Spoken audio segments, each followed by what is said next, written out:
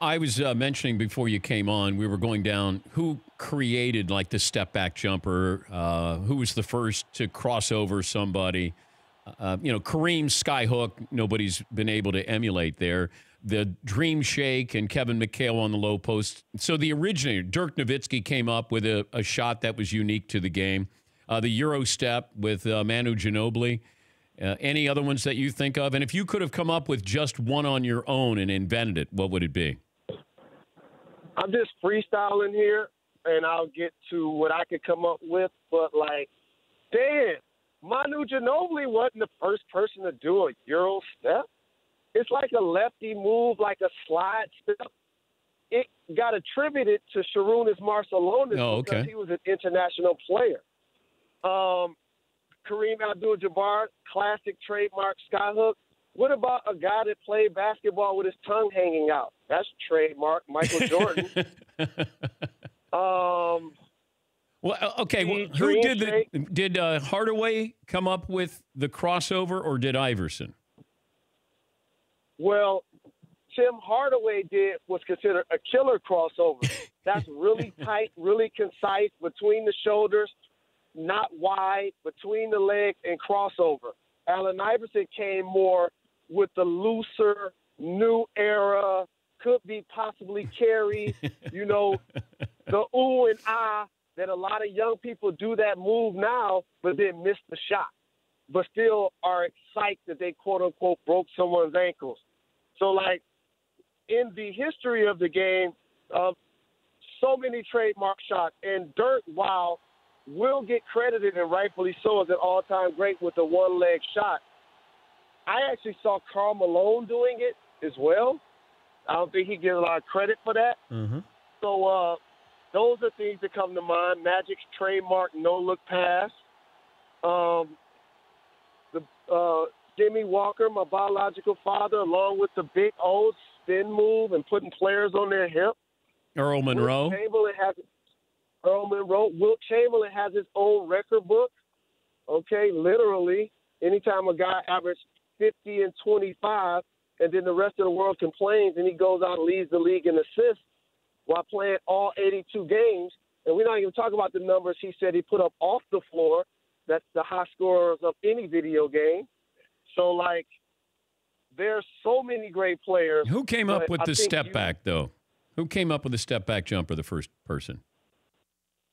I feel like that was a move that, that's like a basic workout move. That's like saying who came up with the jab step.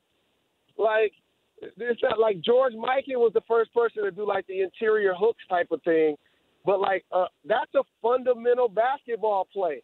Jab and or off dribble to step back. It's something that predominantly you see lefties do. And the same thing with now what's called a Euro step. How about runners and floaters? Those are trademark moves as well in today's game that used to be considered bad shots, not as giant killers.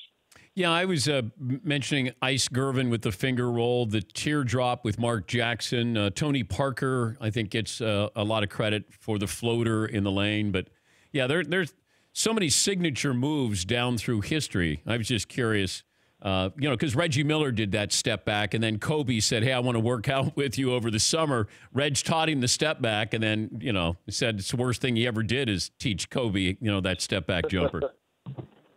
Absolutely. And fortunate enough to get a chance to play alongside the Hall of Famer Reggie Miller. He was amazing at that step-back jump shot and really prolific as any player at shooting the ball. So, these are moves that get attributed to players. It's almost like when Rasheed Wallace said, ball don't lie. Mainstream America act like he made that up. I'm like, have you ever been to a park or backyard or YMCA? People been saying that since I was saying this when I was young. Okay? How about, and the other thing, being a tall guard, I started playing basketball, showing my age here, on a telephone pole with a milk crate nailed to it. And therefore, I automatically needed to shoot runners and floaters because you clearly don't want to run into the telephone pole, get a concussion, and get splinters. So, Like, Michael Jackson wasn't the first person to moonwalk. He popularized it. The Fab Five weren't the first people to wear big shorts. We just took it to another level. So, like, in today's day and age, it happens in music. It happens in movies. People think what's happening right now. If you ask young people or millennial, hey, who's the best rap group ever? They'll be like Migos. I'm like, have you ever heard of Outkast, NWA, Wu-Tang, Tribe Called Quest? So this is something that people like us who have a wealth of experience and has been around this earth a long time, Dan, it's up to us to sprinkle game and let them know that just because it's happening right now, it ain't the first time it took place. Ball don't lie. For more Dan Patrick Show, tune to Audience Channel 239 on DirecTV or download the Dan Patrick Show app.